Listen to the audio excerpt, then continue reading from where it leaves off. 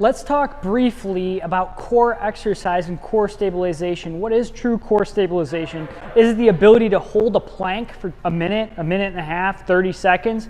Or is it the ability to endure dynamic movements with proper posture? And so what we have designed here is a little progression. Everyone's seen a static position like a dead bug or like a plank, but now we can make it a little bit more difficult by increasing some instability to the system through what we do with our arms here. So now we have our TRX straps. I walk back, and now I can hold here. And the key is these can now move. The other way I can do it, more difficult, is to swing out. And now I've not only increased the lever arm length of gravity against my core, the moment arm, but I've also made the system less stable, which I then have to stabilize with my core musculature, maintaining a rigid posture. So I have options with TRX and suspension straps. I can do that. I can do a static walkout hold with no plate here. Do an anti-rotational pay-loft press, right? But, and the reason I have this plate on here is I can make that less predictable and less stable. So then I can pick a position, easier, more difficult, most difficult,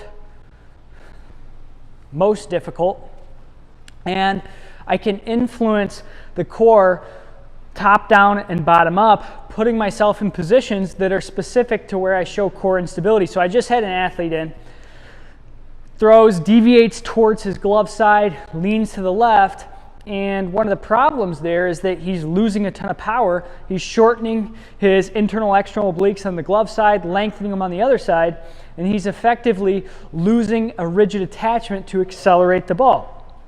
So now I take him into an exercise like this, and there's many different variations, and I can do the pay-loft press, or I can generate on my own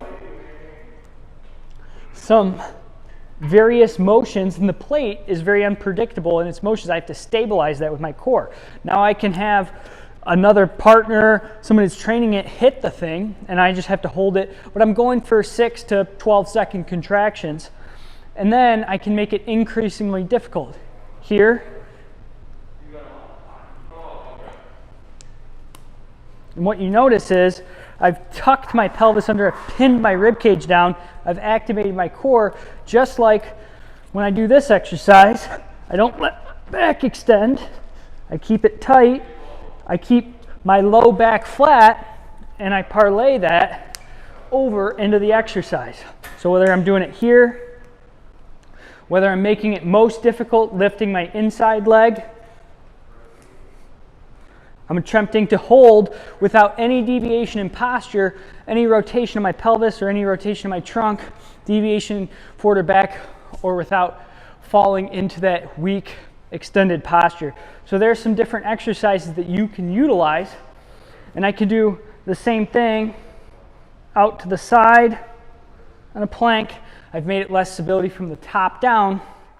Single leg makes it less stability from the bottom up, or I can go right at the center and focus on that. I can always use instability platforms and those sorts of things, but I got to start thinking, does the core respond to a static environment where I just have to hold the position isometrically for a minute and a half with no variations or perturbations? Or do I have to hold those positions and then do so with unpredictability, but also in positions that are specific to the environment? And then I can begin to do active movement. So now I get rid of my plate there, and I can do this in any sort of band. We use a lot of Gray Cook bands, SFMA bands. I can do a rotational reach, hold at end range if I'm missing range of motion. If I'm not missing range of motion, or I have volitional control through my full range of motion,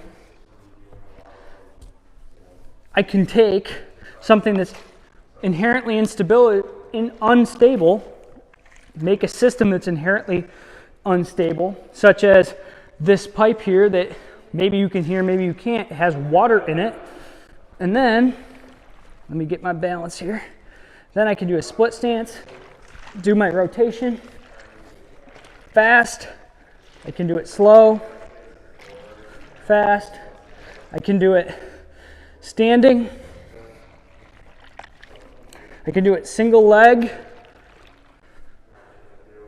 And if I really want to challenge myself, I can try to do single leg, back leg up. And the water is flowing everywhere, and I can't maintain that for a long period of time because it's very, very difficult to control inertia. So one more point is on any of these exercises, and I'll show you a rotational long lever reach from a lunge, I maintain proper posterior tilt on a lunge, proper core contraction, and I'm not doing this as a shoulder exercise just like all the other ones. So it's a nice controlled exercise. I can do an isometric contraction. I can go back and forth. Regardless, I'm controlling my posture. I'm controlling my technique if I want it to be a proper core exercise. There's a progression.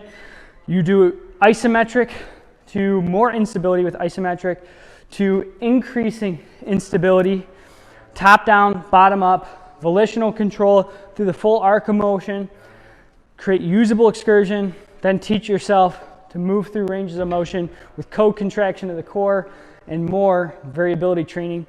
We have to start with our basic teaching of the posterior pelvic tilt, move into actions where there's less stability, less stability, less stability, and with movement in the positions that I'm going to be in sport. For my throwers, I put them in the lunge stances, split stances. Max word out, if you like this video, give it a thumbs up. We're working hard on these videos. So we want to know what your guys' feedback is, and we'll see you in the next video.